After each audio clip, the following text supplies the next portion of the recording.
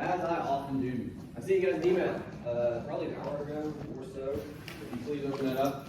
It's going to be 2 bibs from a classmate. So standard preamble there. Let's be nice to each other, all that jazz. What I want to do today, it's going to feel somewhat similar to last time at the start. Obviously, we're going to have to read these bibs. We're going to talk about them as bibs, as notes. But that conversation is going to be much quicker than it was last time, hopefully.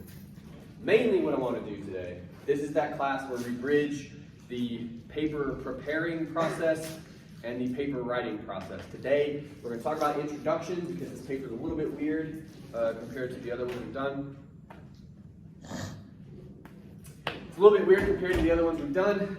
And I want to talk to you about that weirdness. I want to prepare you for that.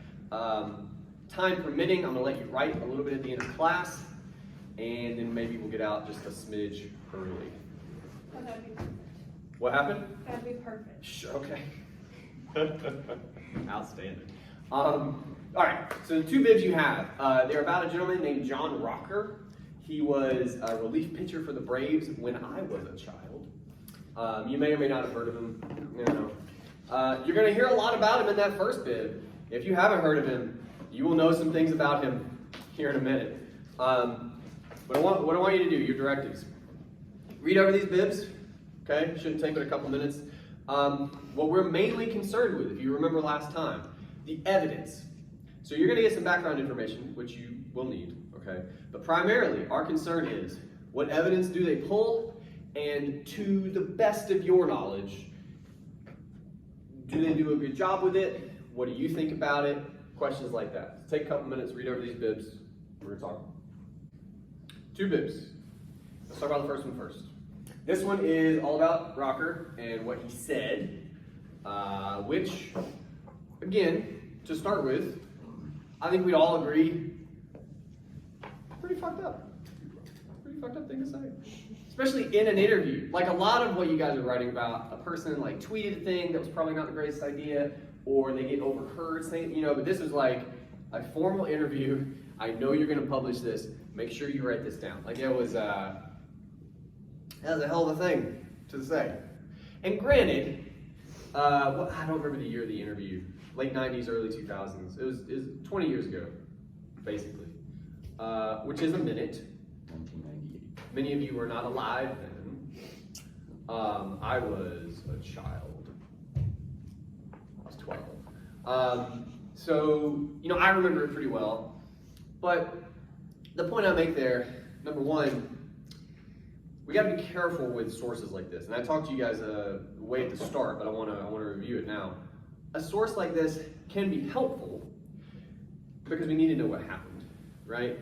But especially when it comes to that evidence, like specifically what he said, I don't know, man. Like, what are we trying to do in this paper? I want one of you to tell me, because I say it a lot. What are we trying to accomplish in this paper, do you think? That gives me pause. What's the point of this paper? You find somebody that screwed up, right? And then what? Shit on them. No. Elaborate on the social response that people gave. You elaborate on all the other people that shat on them. Yes. Yes. And then what that says about us. Good. Past participle of shit, by the way. Shat. It's fun. Use it. So, I say that to say this first source could be helpful for the author. And parts of it may come into your paper, in terms of information, what have you. But what you do not want to do, I want you to guard against this. If you spend any amount of time talking like in an extended way about what your person did, whatever it was, okay, you're gonna write me a book report. And that's not what we're after, okay? We're gonna talk here in a little bit about taking some of, and again, some of this information is good, taking some of this good information, summing it up so we can move past it, because the bulk of our work has to be with what comes after, okay? So the first bib, again, all the things he said, you're like, Jesus Christ. That's kind of it, mostly. So let's move to the second bib. The second bib is better. The second bib is more in line with what we're trying to do. What's the second bib about? Wild context for this second bit, by the way. I don't know if you guys followed it. It could be difficult to follow at times. Why are we talking about John Rocker in this second bit? What's he doing?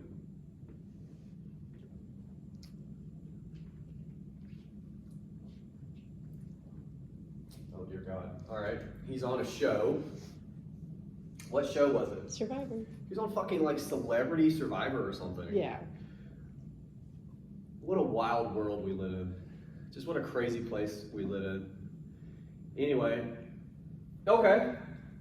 And I don't remember the year of the Survivor episode. Do they say it's again? It's kind of hard to follow for me at least. That bit. It's retrieved. 2000. No, it's MLB. 2000 what? No, hold on. Oh, okay. That was his. I mean, it's sometime after, but it's not like super long after. I think. Like maybe. Who the hell knows? This is worded very weirdly. It's tricky to follow in parts, but we'll just say it's a while after. At one point they say 20 years, but that's for the article, so it's not clear. Yeah. But the point here, and this is much more in line with what we're after, is they're focused on the response to Rocker. And importantly, I would say, this is the response to Rocker years after the fact. Now again, we all agree what he said. Not cool, man. Not cool even a little bit. Okay.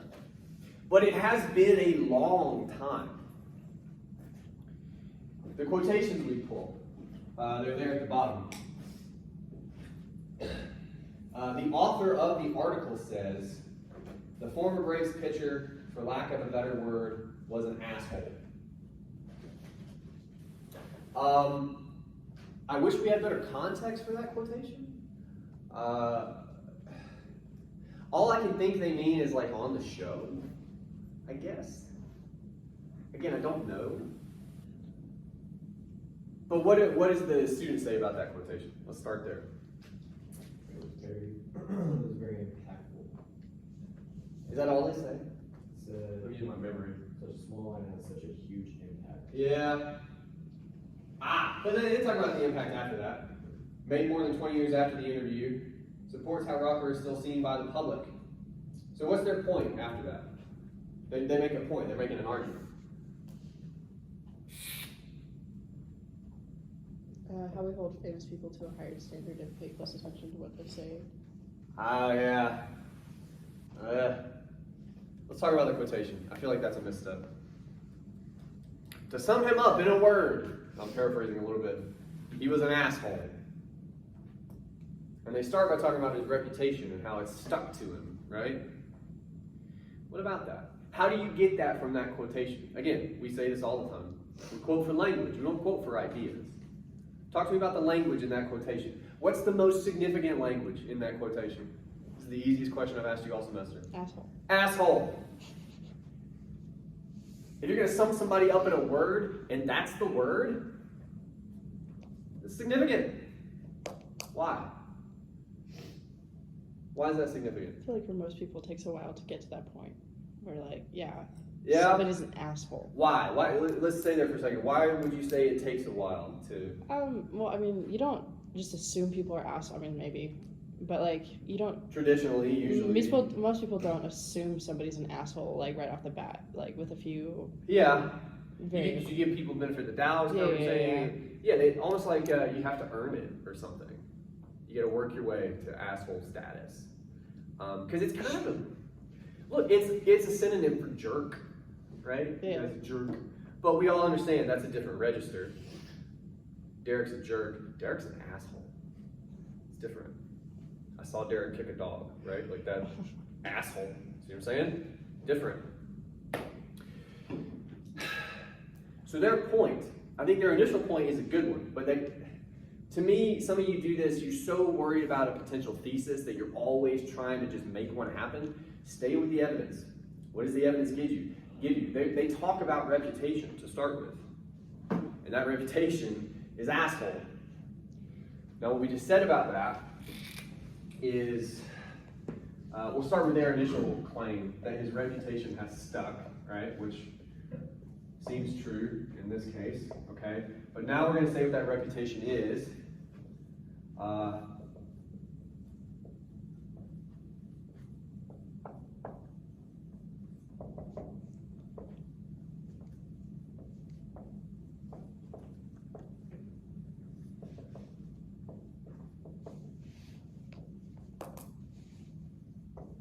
That's what we're saying. He will never get the benefit of the doubt from now on. Right? He said a thing that was fucked up. We all agree on that. And then 20 years later, we're still like, fuck that guy. Asshole. Right? When we talk about, because we can take this further, this is what I mean, by the way, when I say the student makes a misstep by saying whatever it is they say about, oh God, I've forgotten it already. It's like celebrities being hyped. Yeah. Like maybe we get to that, but like that's too far in the future. Worry about the quotation. If we say that a person never gets the benefit of the doubt, we have to talk about why that matters. I think we can. Why does that matter?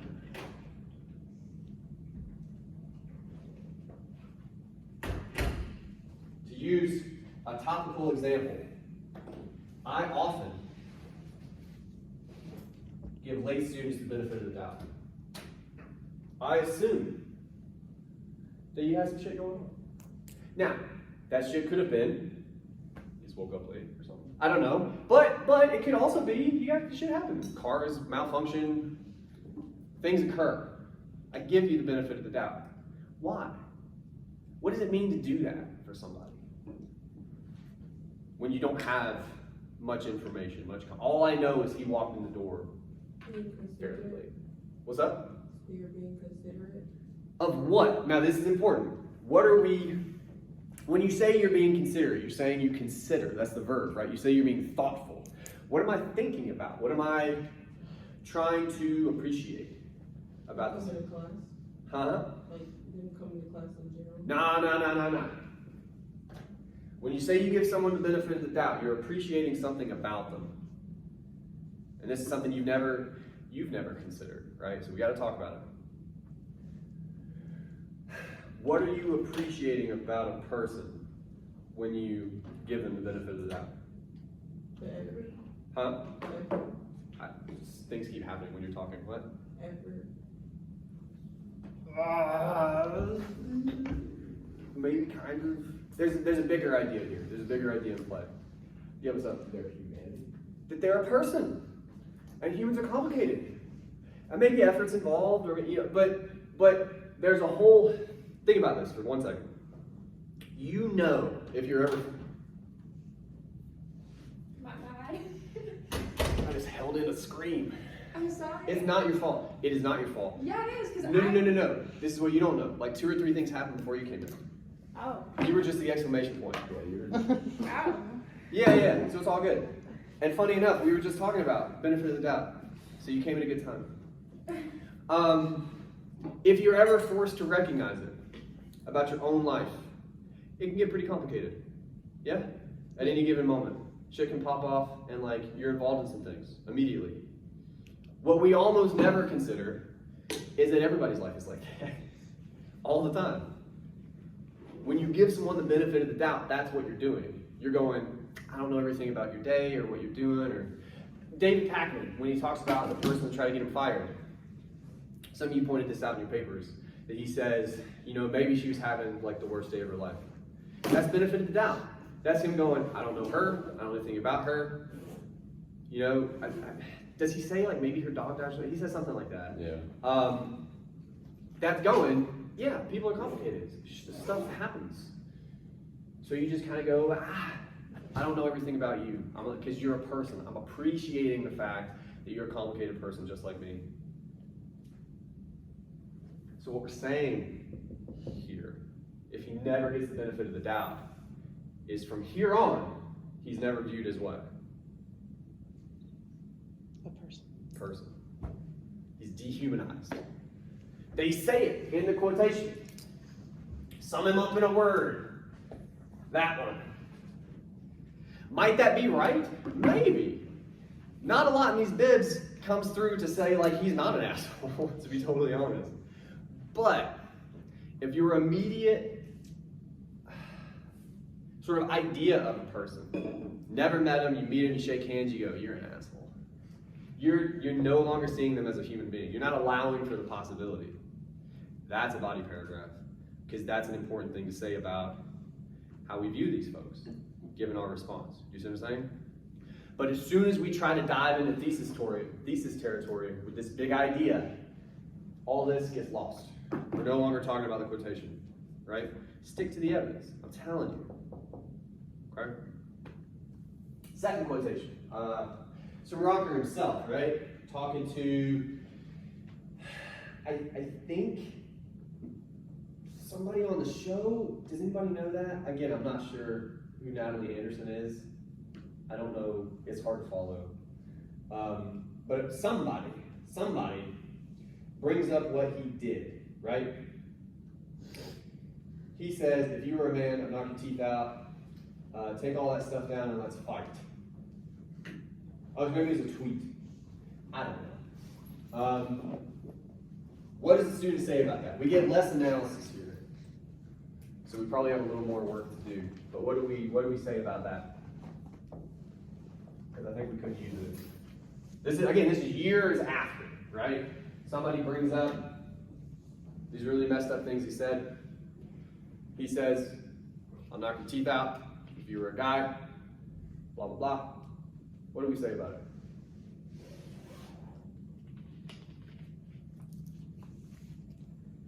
Here's a hint. It's not on my face. A lot of you are looking at it. It's not here. I mean, like, it's still it is dehumanization.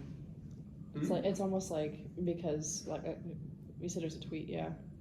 I'm not guessing. Okay, either way, it's almost like he's not viewing him as a person, like, on top of that, you know? Like, Based on what he says? yes. But here's my question. Oh, no. What does the student say? What does the Oh, student say never mind, about hold it? on.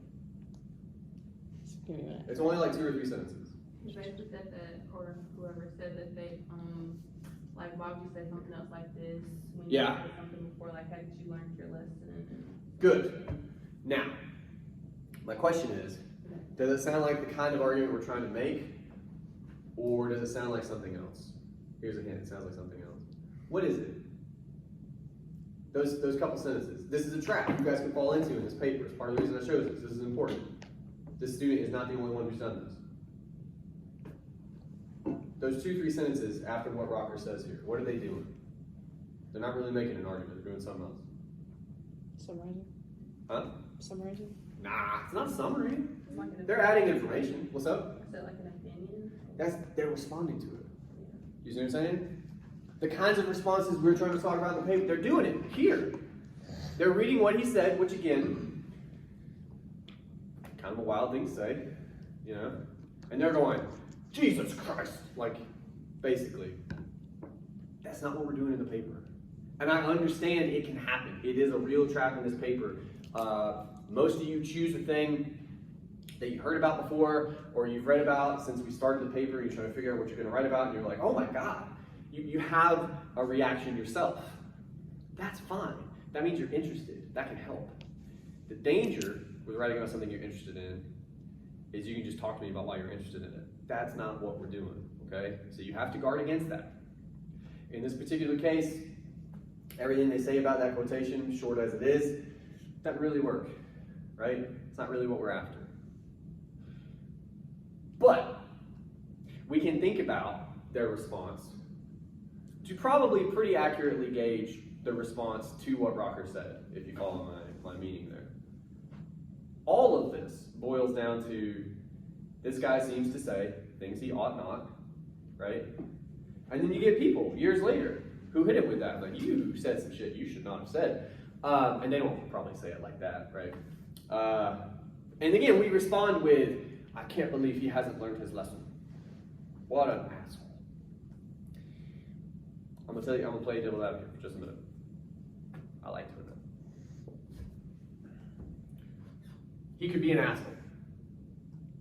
He could respond this way, threatening to punch a woman out, because he's an asshole. It sounds like something an asshole would do. Yes. Is there any other possible reason he might do this? They tell us it's years later, 20 years later, or whatever. People are bringing up this stuff he said, and he's threatening them. Reason one is he's an asshole. Why else might he be doing that, do you think? There has to be another possibility. If it's a legitimate argument, there's always at least 2 possibilities, usually more. Huh? Probably just waiting to put it down, ready for it to go away. Why do you say that? Because he's probably struggling with it, and that's what he's been known for the past 20 years, so he's just ready to get a move on and not be known for that, so he gets kind of. If somebody brings up a thing that you were nationally shamed for, years and years later, when you're hoping you're past it, maybe it bothers you. Yeah. Yeah. Maybe. But if we don't admit that, if we immediately go to, how's the farm for last one? Again, I would contend we're ignoring what about this person? He's a person. The person who can feel shame, who can feel embarrassment years later when somebody brings up a thing. And again, to be clear, because it's being recorded. At no point are we saying you should have said those things or you should have been shamed, right? But 20 plus years feels like a long time. It feels like a long time to keep bringing up what this dude did, right? That low key kind of wrecked his career, honestly. So yeah. So the second argument seems to be, again, not the quotation itself, which you could possibly use here, but the response to that quotation. It's all about how we respond to whatever these people did and what that response says about us. In this case, the student, I think a little bit, is accidentally ignoring this guy's humanity. And again, it's easy to do in some cases. You say some super racist, homophobic shit, you're not gonna get viewed as a person all of a sudden. Like that's pretty, I know I've done it, you know. But at the very least, you have to guard against that in these papers. That's not what we're after, okay? Questions about any of that to begin with? Outstanding. All right, let's talk about introductions.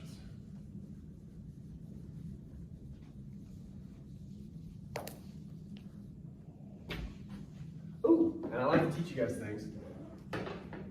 You may not learn anything else today. Per se. Google tells us it's misspelled. Because it is. You don't write it like that. It's Latin. You write it like that. It's pretty cool. Latin. It's not English. Anyway, all right. Let's do other stuff.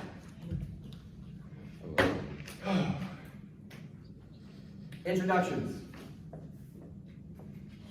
have 4 parts. I know you guys know this one by now. Intro, which is optional. Hook. A hook. It's called. Hook. That's But I'm that's tired. what you meant. That's what you meant. So tired. That's what was in your heart. We got a hook, this is a roadmap, introduction to the text, and details. And the thesis. Uh-huh.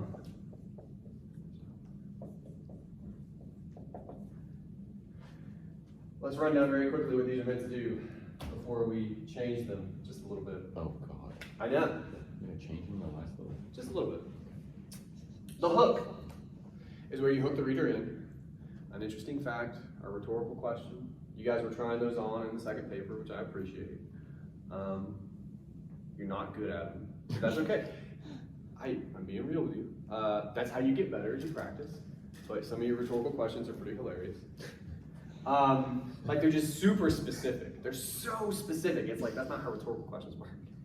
Have you ever been online and bullied a person and felt good about it? I'm like, that's so specific. Anyway, introduction to the text.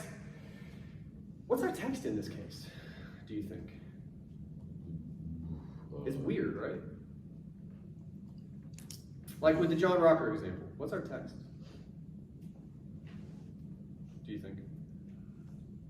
Maybe just like. Things out like John Walker. What he did, what he said, Yeah. but it's more than that. What are we making arguments about? Yeah, the fact that it had like a huge response. The response to it. Yeah. So we got to start with what they did, but if we don't include what happened as a result, again, we run a very real risk of just responding ourselves, and that's not what we're doing in the paper, okay? So again, our text is a little bit complicated this time. We're going to talk about it. Roadmap and thesis, those do the things they've always done, but again, importantly, if you don't sort of introduce the text correctly, there's a very real chance your roadmap is going to be all about, you know, for instance, why you think John Rocker is an asshole, and then your thesis is going to sum up your thoughts on why you think he's an asshole, right? Like that's not what we're after. So let's talk about the first half first. And this will even trip me up, so I'm going to refer to my notes much more than I normally do. All right, the best way I can think to put it, you actually have a little bit of options here, but I'm going to explain it this way. If you sort of cut this in half, and there's reasons for why you would do this, mostly related to length. The hook, which you still don't have to have, but you can, if you like it, go ahead and do it, okay? That's still going to be a sentence or two, throwaway, you know, whatever. What we're most interested in is the introduction to the text. The way I would do it if I were a student, that's how I like breaking down these things for you guys. This first section, have a hook, don't, I don't care, it's up to you. And then your introduction to the text.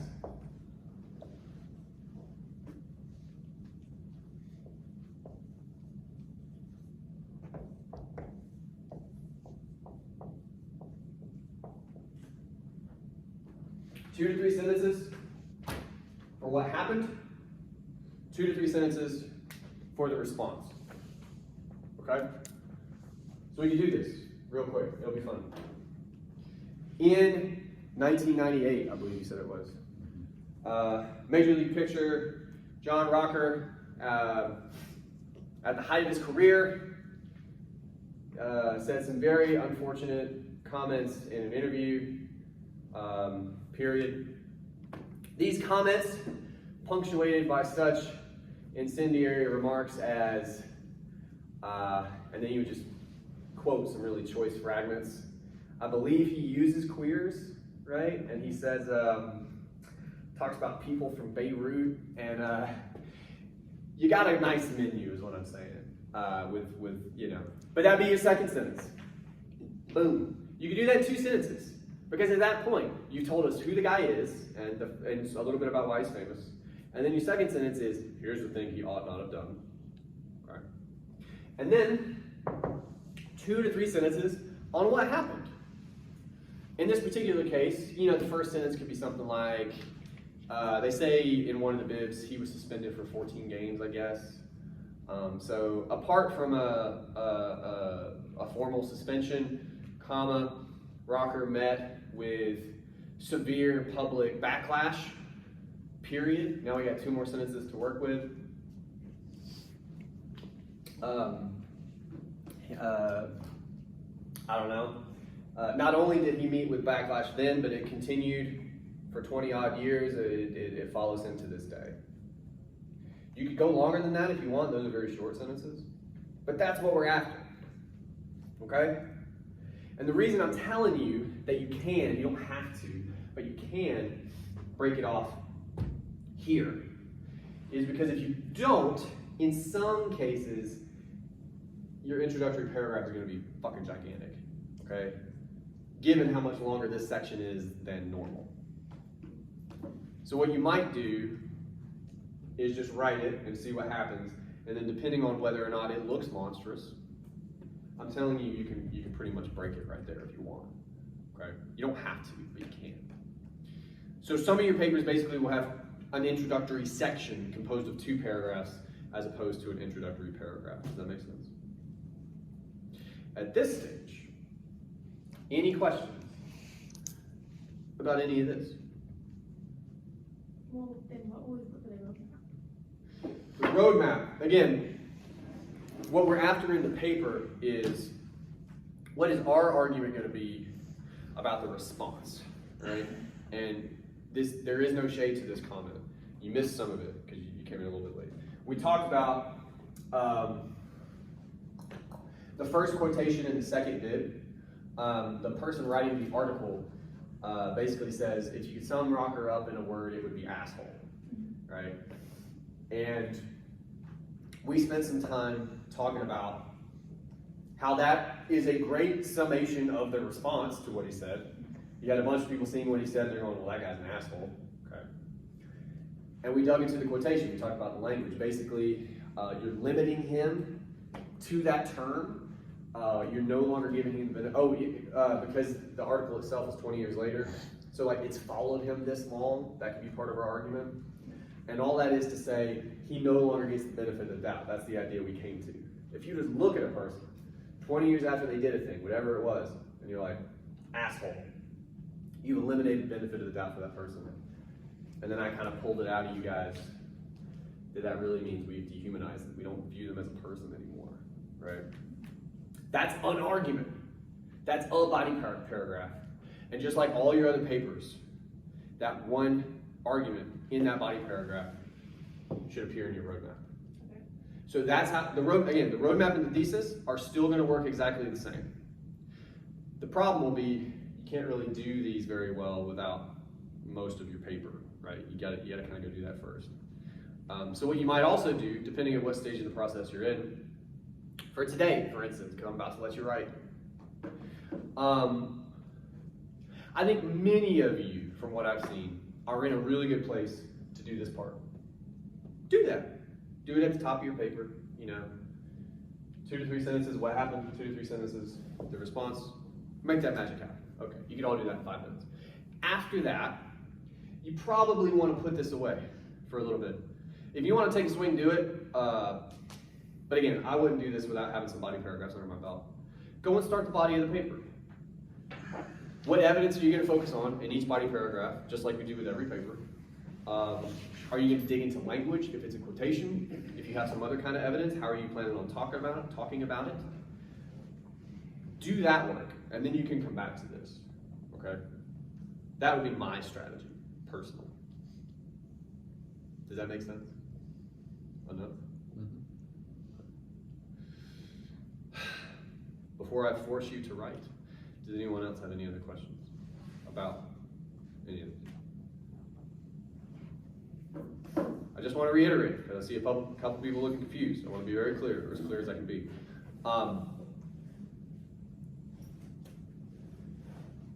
We're not writing about what the people did, right? We start with that, because that's part of our text. We're focused on what the response was to what they did, because that tells us a lot about us. Thousands, sometimes millions of people have a response to these things. That's a great case study, right? If you can sum up a side or two of that response, that is an outstanding way to really get a snapshot of what we value, what our priorities are, just what we're doing as a people, a society, a culture. That's what we're after in this paper, okay? Go for it. I'm not sure if many of you are still working or not. You look like you are, which is odd. I'm just gonna be honest. So look, I'll remind you of this. We still have this room until 10:45. I'm gonna talk for just a minute. If you feel like you're getting some work done, take a couple minutes, man. Stick around. Get work done. It's okay. You're allowed. Anyway, for the rest of you, or I suppose for those people as well, for next time, introduction and body paragraph to course 10. As I sort of talked about earlier, the first half of that introduction, I feel like it's pretty easy. I feel like we can all do that. Second half, less easy, probably requires body paragraphs first to make that happen, the roadmap and the thesis. My advice would be, do that first half of that introduction, go immediately to the body paragraph, see what you can make happen. I would also advise, and you are not required, write a couple body paragraphs, write 2, write 3, go nuts, But for homework, all you owe me, introduction, a body paragraph. Sound good? Mm-hmm. Great. I'll see you Wednesday. Thank you.